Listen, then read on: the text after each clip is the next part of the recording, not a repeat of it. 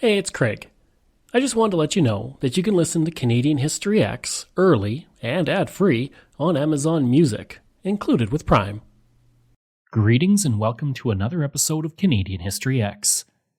If you like, you can support the podcast for as little as $3 a month. Just go to patreon.com/CanadaEHX. You can also donate to the podcast by going to CanadaEHX.com and clicking Donate. Don't forget, I have several other podcasts out there. I have Pucks and Cups, From John to Justin, Coast to Coast, and Canada's Great War, available on all podcast platforms.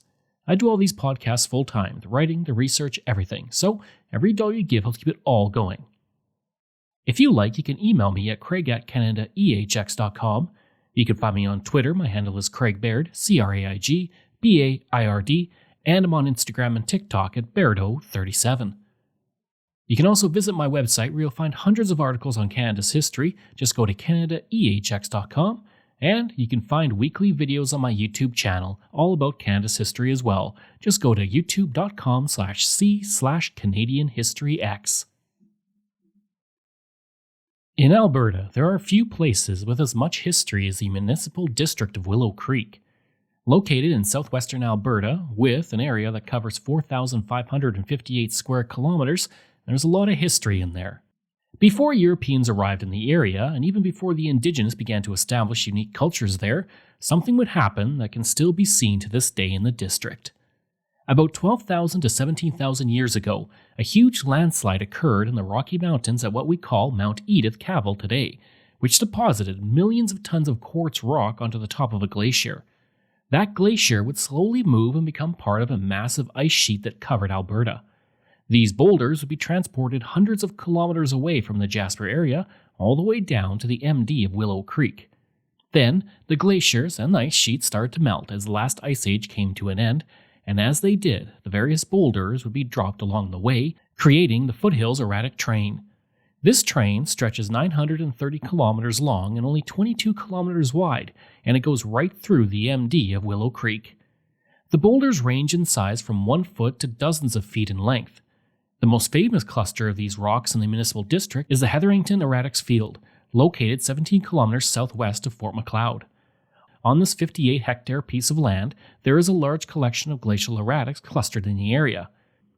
This field of erratics was created as the Foothills Erratic Train narrowed from several kilometers to only 1 kilometer in width, creating a glacial bottleneck. The area contains about 12 large erratics with polished corners due to bison and later cattle using the stones to rub and clear away old hair and remove pests. Centuries after the rocks fell, the Indigenous would begin to arrive in the area, and the erratics served as an important marker for the Indigenous and even became part of their legends. The Indigenous would develop into several cultures in the area, with the most famous being the Blackfoot, who occupied the land for centuries and helped to create one of the most famous sites in the area, Head Smashed In Buffalo Jump. Located just to the west of Fort Macleod, the bison jump has been used for at least 6,000 years by the Indigenous people of the area to kill bison by driving them off a 36-foot cliff.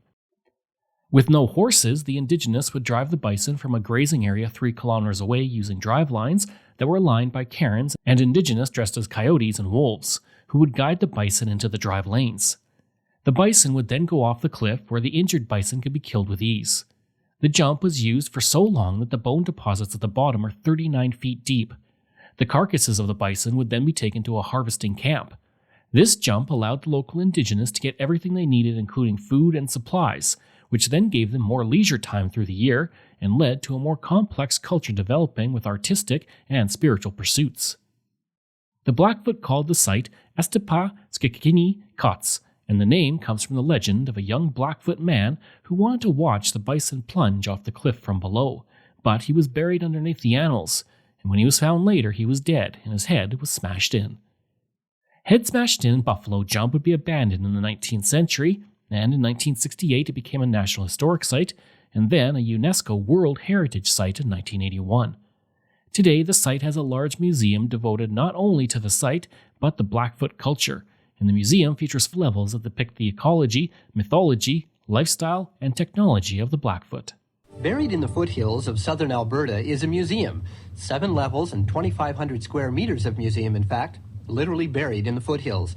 From ground level, all you can see is the entrance to the interpretive center of head-smashed-in buffalo jump. Though it's one of many jump sites used by the Indians to kill the buffalo, head-smashed-in is one of the oldest and best preserved in the world. It was used as a jump site for over 5,700 years, and because of the rich archaeological deposits of buffalo bones and Indian artifacts found at the base of the jump, head-smashed-in was declared a World Heritage Site by the United Nations in 1981. That puts it right up there with the pyramids and Stonehenge. But head-smashed-in was in use as a buffalo jump about 500 years before the pyramids were even built. The interior of the interpretive center is a tribute to the site's archaeological importance and to the heritage of the Plains Indians.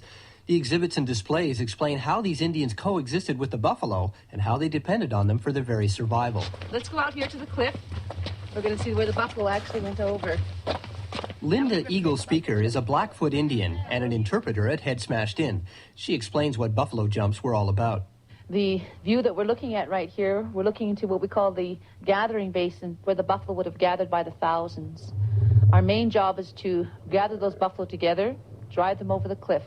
Young men dressed up in animal hides that imitate the sounds of animals, like a wolf or a coyote, will go out. And they will go out right into the herd. Instinctively, the herd will split to get away from the coyote or the wolf. The buffalo that are closest to the kill site, driveline system, they will be portioned off this way. The rest chased back in the valley. We don't need them. Then another boy will come out, and he will go close to the herd as he possibly can. He is imitating the sound of a buffalo calf, calling the buffalo towards the drivelines. They will surround that baby calf and protect it. Your young boy will crouch out, and he'll sneak over the next little hill, and he'll imitate that sound over and over and over again. Our driveline system is like a funnel. The smallest point at the edge of the cliff, the widest point out into the hills. And the driveline system is made up of piles of rocks. Maybe some dried buffalo chips, maybe some dried twigs, fresh boughs if they could find them. Behind each one of these rocks would be a human being, dressed in a buffalo robe, crouched down. Once the buffalo have come by, your job is to come from behind the rock and wave your robe as best that you can so the buffalo won't come back. The buffalo are stampeding down through the driveline system. The buffalo see what we are looking at, continuous rolling plain, a place to escape. Because of their eyesight, they cannot see great distances away. They will continue running, looking for that escape. Down through the driveline system they will come, over the edge of the cliff. But it is too late. They cannot stop. They are front heavy. They will continue over the cliff and land down below.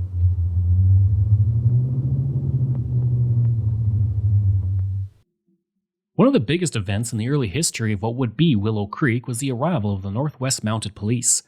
In 1874, the famous March West took place when 275 new recruits came out to what would eventually be Alberta.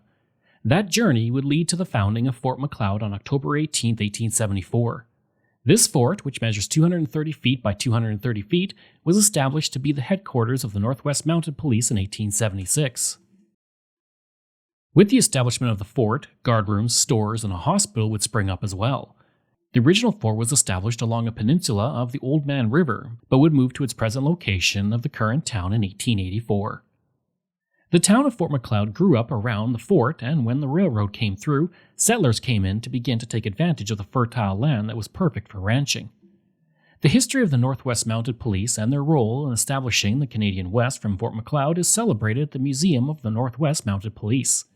The museum includes 8 buildings and over 9,000 artifacts from the early days of the force and the Indigenous who occupied the area. The museum is a complete recreation of the original fort that was built in 1874. Opened in 1957, the museum would begin to host performances of the Northwest Mounted Police musical ride in 1973. If you would like to learn more about the history of Fort Macleod and its historic buildings, you can also get a self-guided walking tour brochure from the museum that will guide you through the community. Just prior to the arrival of the Northwest Mounted Police, a small property near Clare's home would be established, and it would become an important part in the early history of the area. The leavings at Willow Creek, which sits on 30 hectares, helped a lot of travelers who came through the area on their way to places like Fort Calgary prior to the arrival of the railroad. This property, established in the mid-1870s, provided a stopping house that was owned and operated by former buffalo hunter and whiskey trader Henry Kuntz. In 1882, J.R. Craig, the manager of the new Oxley Ranch that stretched for 200,000 acres, bought the stopping house and it became the ranch headquarters.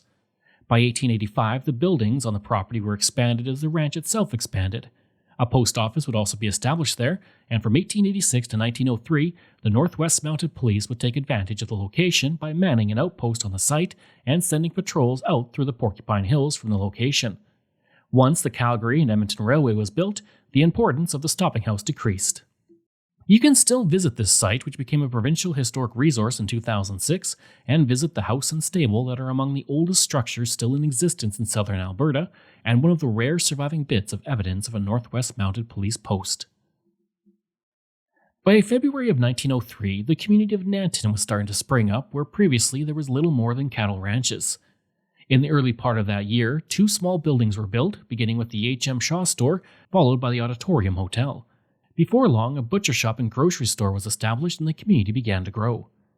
On June 22, 1903, Nanton became a village, getting its name from Sir Augustus Nanton, who directed firms that offered financing for farms and ranches throughout the West, helping to increase settlement through the future provinces of Alberta and Saskatchewan. The first overseer of the community would be J.M. Bender. By 1906, the community reached a population of between 400 and 500 people. One newspaper report from July of 1906 stated that 23 carloads of settlers' effects were unloaded at Nanton in 1 week, showing the increased number of settlers arriving in the community. By this point, the community was bringing in everything that it needed to be a modern community, including sidewalks, a fire brigade, a well to supply water to the community, and much more. 2 elevators that had a capacity of 30,000 bushels were also erected over the previous 2 years in Nanton. 4 churches had also been built, offering services to Baptist, Methodist, Presbyterian, and Anglican congregations.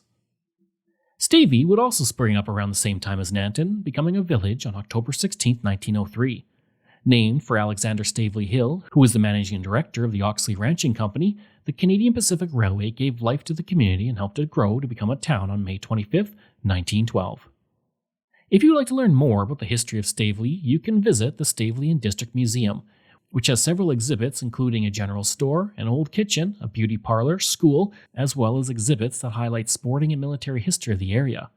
There's also a pioneer home that depicts family artifacts and a 1903 Altman Taylor threshing machine, which is on display outside the museum. One of the first recorded permanent settlers in the area of Claresholm was the man I mentioned before, Henry Kuntz, who came from Pennsylvania around 1870. At the time, he made his living as a bison hunter, and the Indigenous called him Lone Bull because he always hunted alone. Originally, the location was a spot for steam engines to stop in order to take on water along the Canadian Pacific Railway line along the Macleod Trail. The first trains arrived in the area in 1891, with the first station consisting of just a boxcar. It would not be until 1895 that a proper building was made. For ranchers, the railway stopping point was a perfect place to take their cattle for shipping elsewhere on the continent. Slowly, people began to arrive, with the first being William Moffat, who came from Pilot Mound, Manitoba, with 10 carloads of lumber. Not only was he the first official resident of Claresholm, but he would become the first mayor and eventually the first MLA. On May 30th, 1903, the village of Claresholm was established. During that year, the community had a lumber yard, post office, hardware store, and 2 hotels. 2 years later, on August 31st, 1905, it became a town. Interestingly, this was the last official act of the territorial government because the next day, Alberta was born. A big part of the sudden growth is thanks to a man named Ole Amundsen, who arrived in 1902 from Norway via North Dakota, bringing with him many early settlers of Norwegian heritage. For where the name comes from, as with many prairie communities, it comes from a prominent citizen. In this case, it was a woman named Clare, although there is also the claim that it was named by John Niblock, the superintendent of the CPR between Medicine Hat and Calgary, who named it after his wife, who was back home in Medicine Hat, and she was named Clare. Many rural towns have wonderful museums, and Claresholm is no exception. Through the museum, you will be able to relive the history of the area, starting with the pre-contact Blackfoot culture, to the arrival of the railroad, to the ranchers who lived around Claresholm, all the way up to today. The museum itself was established in 1969 and is located in the CPR train station. Within the station, you will find the station's agent office, an exhibit dedicated to the hospitals of Claresholm, as well as one for Louise McKinney. More on her later. The exhibit hall, which is 8,000 square feet, features exhibits that highlight the Indigenous history of the area, the Northwest Mounted Police, and the ranching history. There's also a blacksmith shop, telephone office, general store, a 1930s house, a land agent office, newspaper office, barber shop, a display honoring the military, churches, firefighters, and farmers of the area. Venturing outside the museum, there's a 1903 schoolhouse, a 1930s log cabin, a CPR caboose, and a CPR speeder car that is brought out for the summer season. The museum is open in the spring and summer, and admission is free, but donations are always accepted. One of the most significant events for Claresholm was the outbreak of the Second World War. Under the British Commonwealth Air Training Plan, Base 15 Service Flying Training School was operated from June 9, 1941 to March 1945 in Claresholm. The first commanding officer of the base was Wing Commander Campbell, and by August 16, 1941, the first class of students had completed their training and were ready to receive their wings. At this ceremony, Lieutenant Governor J.E. Boland would attend the special day, as would the Mayor of Claresholm. Many people from town also came out for the big event. On October 15, 1941, the Duke and Duchess of Windsor came to the base for a visit and to complete an inspection. The Duke presented wings to the graduating class of Course 34, and he told pilots he appreciated their hard work. On February 23, 1942, the Women's Division of the Air Force arrived, and soon after, the No. 2 Flying Instructor School was established. The training school was not without accidents, though. The most notable happened when two pilots were flying a crane. The plane suddenly had engine failure and dove into the barracks block, crashing through the roof of the barracks and landing on top of the bunks. Thankfully, it only pinned down one man who was sleeping. The man who had been on the top bunk had gone to the washroom, likely saving his life. As for the man who was trapped under the plane, he escaped mostly unharmed. Another big visit came to the base in May of 1942 when Her Royal Highness Princess Alice and His Excellency the Earl of Athlone visited the station and inspected the Guard of Honor. The final event of the flying training school happened on March 29, 1945, when courses 121 and 122 received their wings, amounting to 122 airmen. Pilots would return to the base in 1941 when it was used to train pilots for the Korean War, operating as No. 3 Flight Training School, while also training NATO pilots. The new facility had 1,100 personnel with 140 housing units on the base, as well as a school for 250 children. There was also a grocery store, 2 churches, a barber shop, and more, and the first class of the base would graduate, consisting of 30 pilots, on March 8, 1952. The first NATO personnel class graduated on October 22, 1952. The base would close on October 25, 1958, and the hangars were converted into industrial use. But a part of the base would eventually operate as the Claresholm Industrial Airport. By far, the most famous resident to come from the area, except for one who I will mention later, was Louise McKinney, who would make her mark as one of the famous 5, among other major accomplishments. Originally born in Frankville, Ontario in 1868, she wanted to become a doctor, but the circumstances of the time prevented this, so she trained as a teacher. After teaching in Ontario and North Dakota, where she met her husband James, she would move to Claresholm with him in 1903, just as the community was starting to grow. A devout Christian with her husband, they would help build the village's Methodist church. She would also organize the Ladies' Aid within the church, and the home of McKinney and her husband would serve as a center for church life, and the couple were always helping needy families in the area. She would help to organize local temperance groups, and they would gain prominence through the next decade, and in 1917, she became the first woman elected to the Alberta legislature, and the first woman elected to a legislature in the entire British Empire.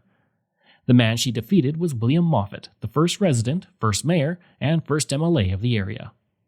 In her capacity as MLA, she would work to improve the legal status of widows and separated wives, getting the Dower Act bill drafted and passed in the legislature. Serving until 1921, she would continue to advocate for women's suffrage and temperance. It was her role in women's suffrage that she became involved in the Persons case as one of the famous 5. The case would lead to a constitutional ruling that established the right of women to be appointed to the Senate and legally recognized as persons under the British North America Act. The ruling also meant that women could no longer be denied rights based on a narrow interpretation of the law. Soon after the legendary ruling, Louise McKinney would organize a reading club in Claresholm with Florence Gray, and McKinney was elected as the first president of the Women's Reading Club. She would be made the vice president of the Imperial Order of the Daughters of Alberta, and she became the first woman to have her portrait painted and hung in the Legislative Building in Edmonton.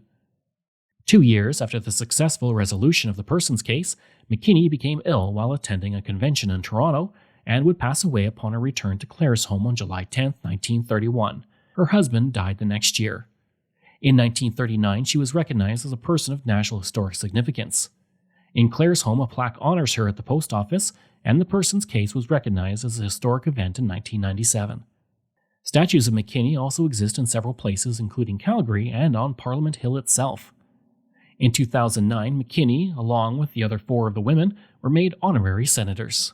Day when the problems of government the world over are essentially human problems, and our very homes and all that we hold most sacred are threatened by appalling dangers from without and by subversive forces from within, it is well that our national existence should be fortified by the participation in its affairs of those who are so exceptionally qualified to contribute to human well-being and to the preservation of the foundations of home and community life. It is with thoughts and convictions such as these that on behalf of the Canadian Federation of Business and Professional Women's Clubs, I now unveil the tablet which the Federation has erected in honor of the 5 women whose names it records. We now introduce one of the 5 women, an author, a well-known speaker, and the woman member of the Board of Governors of the Canadian Broadcasting Corporation, our own Mrs. Nellie L. McClellan.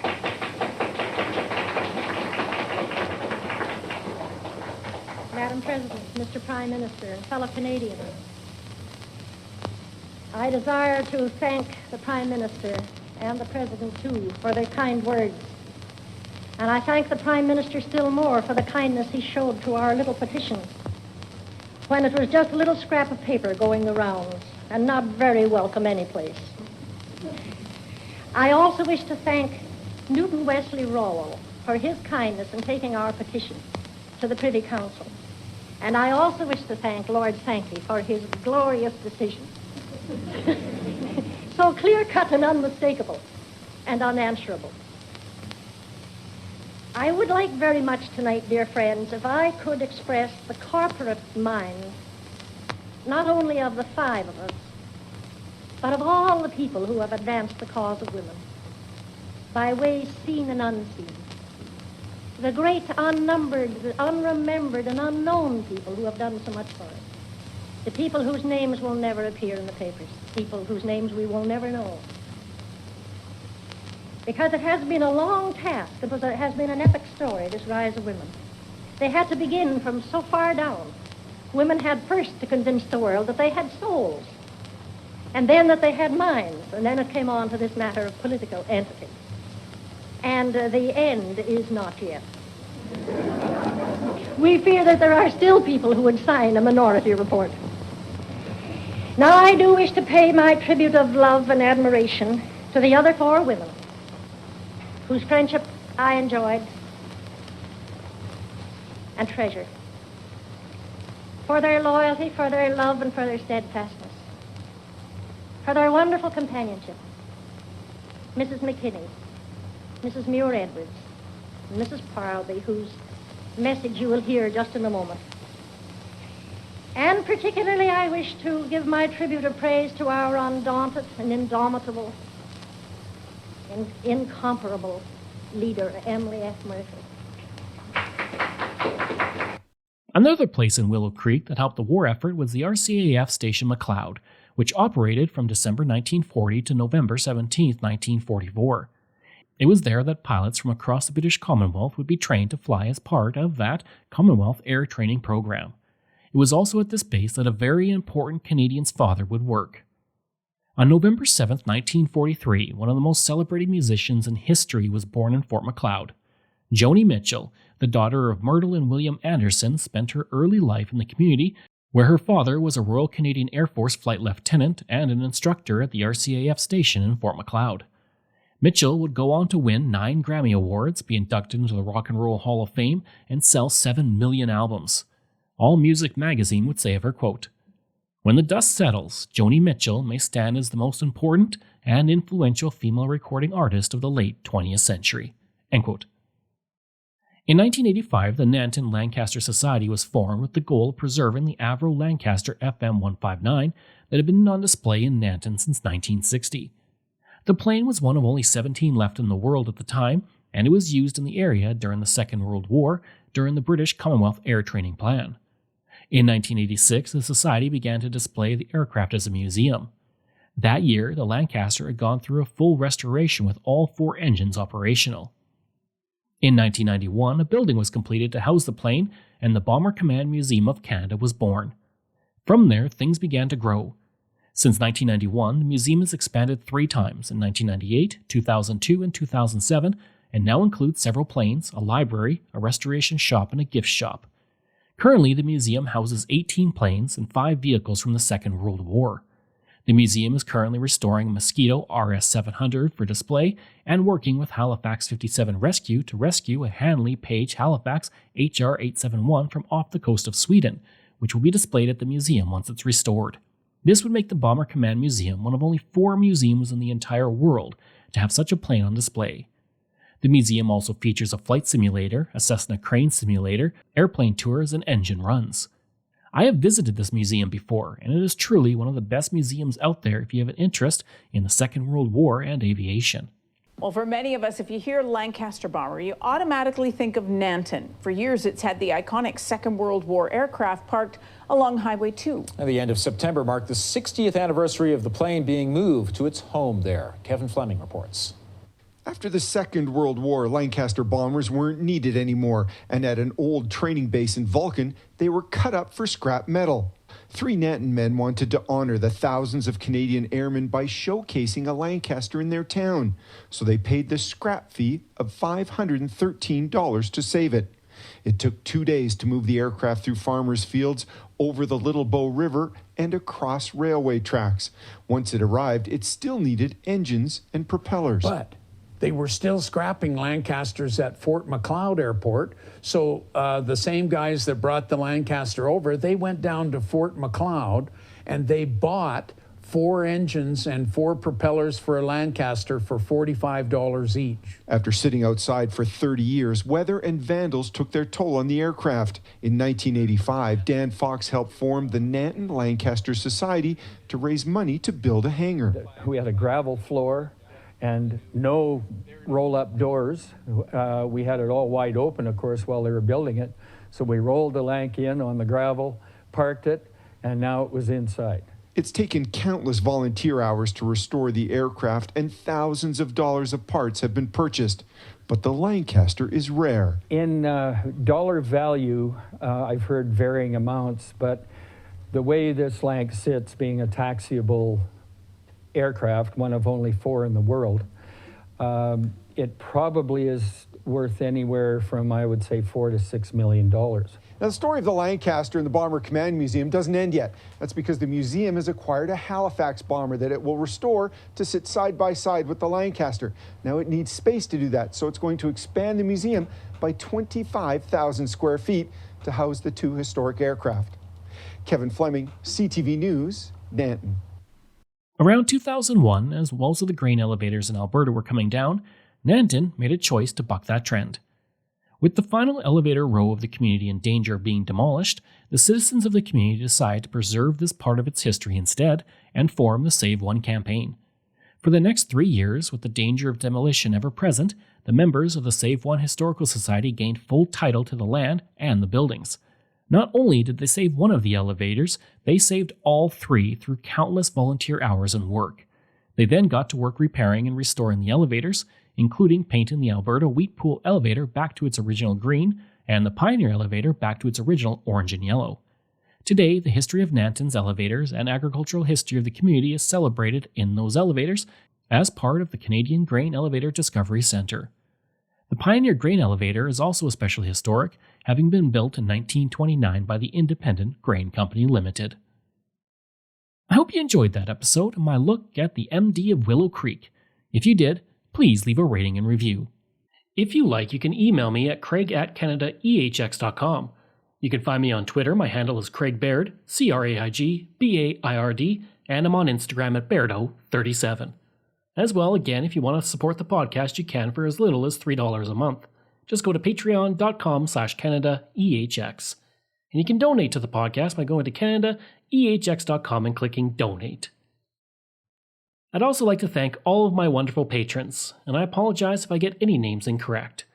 Jeff Dahl, Vobs, Robert Page, Richard D., Colin Johnson, Katie Caldwell, Jeff Hershey, Kyle Murray, Steve Pakin, Matthew Gartho, Lionel Romaine, Dr. Bob Turner, an anonymous patron that I truly do appreciate, Randy Hayden, Doug Campbell, Reg W., Deborah Carlson, Francis Helbling, Nick Zinri, Shannon Marshall, Clinton Martinez, Dimitri Chauve, Aaron O'Hara Myers, Robert Dunseith, Todd Casey, Catherine Rawa, Luke S., JP Bear, Jason Hall, Phil Maynard, and Iris Gray.